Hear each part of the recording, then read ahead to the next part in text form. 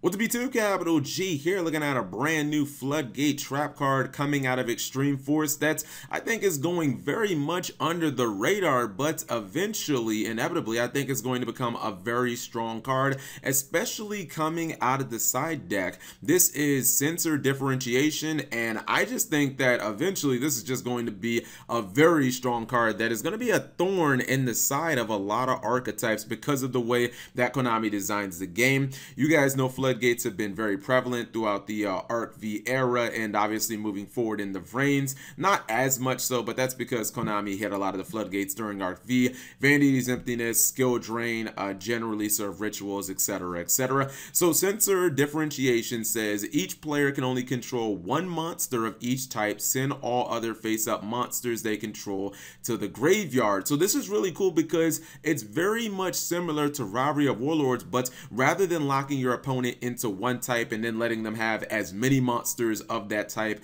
as they want, it basically says you can only have one of that type. Now they can still set monsters, and this goes for you and your opponent as well, so watch out, you don't want to end up wrecking yourself. I would say probably wait until you get something very powerful like a masterpiece on the board, then flip this over. But the reason that I think that this card is inevitably going to become very strong is because if you look at, especially during Arc V, how Konami designed so many archetypes where everything in the archetype is just based around one type. You can really restrict your opponent into only being able to really put one monster on the board at a time, unless, you know, they can tribute summon, or maybe they can Xyz summon with something like Zodiac. But if you look at some of the most powerful archetypes like Zodiac, well, not as powerful as it once was before, but you know, the entire archetype is Beast Warrior. You look at True Dracos and True Kings, both of them obviously being worm based. If you look at DDD, the entire archetype is Fiend. My Beloved Lunalights, everything is Beast Warrior. Even something like Battery Man, everything in his damn deck is well, not the whole deck, but everything in the archetype is Thunder. And it's just really powerful to imagine or to think about telling your opponent, you know, you essentially can only control one monster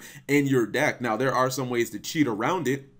If you are playing something like Lunalights, you know, you can obviously fusion summon, and that works really well because you can use cards in your graveyard or in your hand to do that. But it's going to be very difficult for your opponent to link summon, even if they're playing like a Cyber's deck or whatever. If they can only have one monster on the field, like, that is really powerful. Now, there will be some other decks like Cosmo that can kind of cheat around it, because Cosmo have Psychic, Cosmo have Machines, and you can control like one Psychic and one Machine. So maybe they can create a little bit better of a board. But the reason that I think it's just going to be strong is, yeah, Konami is going to design archetypes where there are multiple types within it, but for the most part, we're seeing a lot of archetypes even moving into Arc V, like Trickstar and Goki, where everything in the archetype is Warrior with Goki, everything in the archetype in Trickstar is Fairy based. So telling your opponent they can only have one monster, that's pretty damn powerful. And I don't know, man, I'm looking at this and I'm thinking, if we start getting, you know, very strong decks that are just one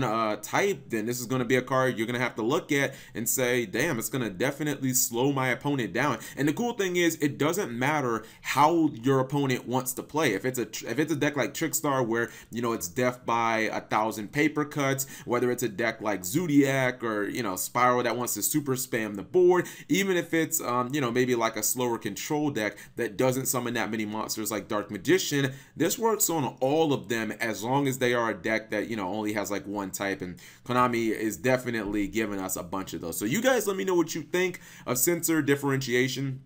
The biggest downside to this is you do basically like have to get the Your Boss monster first, or just, you know, be playing this in like an anti-meta strategy. Like if you're playing this on like barrier statues, where honestly you only need to control like one barrier statue with a Moon Mirror Shield, and that's all you need to do to win. Or maybe you go into your extra deck or something like that, and you've got your boss monster on the board, you make a link monster, then you have your archetype monster. You can perfectly survive this. Or I guess you could play something like Crawlers, where you're just like setting a bunch of cards, and set monsters are obviously unaffected. But I think that this Floodgate has definite potential in the future, just because of the way Konami builds these archetypes now. So whatever you guys think, leave it in the comment section below. Thank you guys for watching. As always, subscribe if you have not already, and turn on those notifications for daily videos.